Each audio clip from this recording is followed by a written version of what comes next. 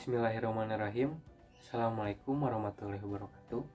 Perkenalkan, nama saya Cahya Wiguna, NIM 12070070026.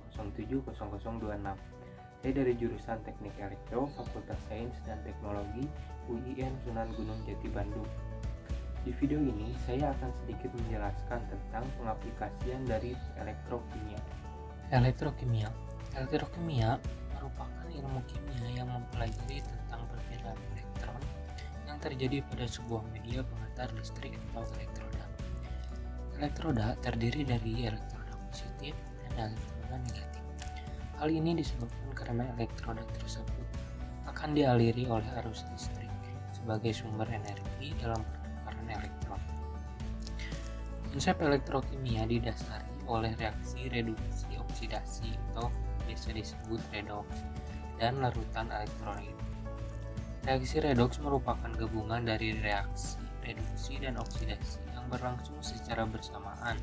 Pada reaksi reduksi terjadi peristiwa penangkapan elektron, sedangkan reaksi oksidasi merupakan peristiwa pelepasan elektron yang terjadi pada media pengantar pada sel elektrokimia.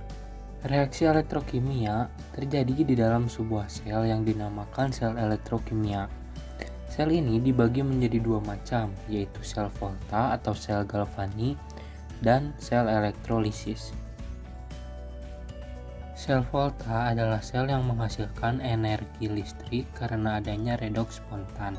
Dengan kata lain, sel Volta akan mengubah energi kimia menjadi energi listrik.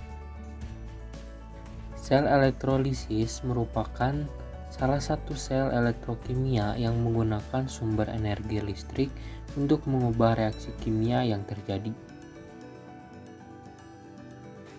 Prinsip dari sel Volta. Yang pertama, energi kimia diubah menjadi energi listrik. Yang kedua, pada anoda terjadi reaksi oksidasi, sementara pada katoda terjadi reaksi reduksi.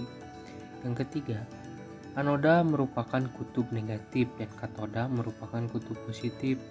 Yang keempat, prinsip kerja dari sel Volta adalah elektron yang mengalir dari anoda menuju ke katoda.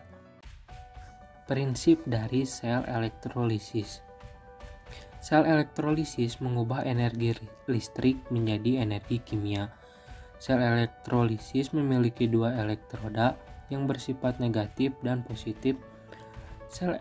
Saat sel elektrolisis dialiri listrik, muatan listrik elektron akan memicu reaksi redoks pada sel. Anoda akan mengalami reaksi oksidasi, sementara pada katoda akan mengalami reaksi reduksi. Singkatnya, reaksi redoks tidak dapat terjadi secara spontan, harus menggunakan bantuan energi listrik. Contoh aplikasi dari sel Volta. Yang pertama ada aki. Sel aki terdiri atas anoda timbal dan katoda timbal dioksida. Pada katoda terjadi reduksi, sementara pada anoda terjadi reaksi oksidasi. Yang kedua, baterai akali.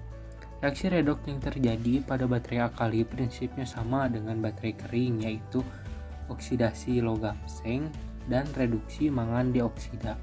Contoh dari baterai alkali yaitu pada tape recorder atau kamera. Yang ketiga ada baterai litium.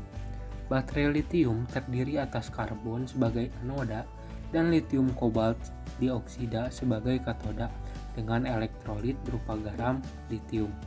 Contoh dari baterai litium ini yaitu seperti pada handphone dan laptop. Contoh pengaplikasian dari sel elektrolisis. Di antaranya yaitu yang pertama, sel elektrolisis digunakan untuk metode pembuatan gas oksigen, hidrogen atau gas klorin di laboratorium. Yang kedua, digunakan pada proses penyepuhan logam menggunakan logam mulia seperti emas, perak, atau nikah. Dan yang terakhir yaitu dimanfaatkan untuk proses pemurnian logam kotor. Logam kotor diletakkan di anoda, sedangkan logam murni ditempatkan di katoda.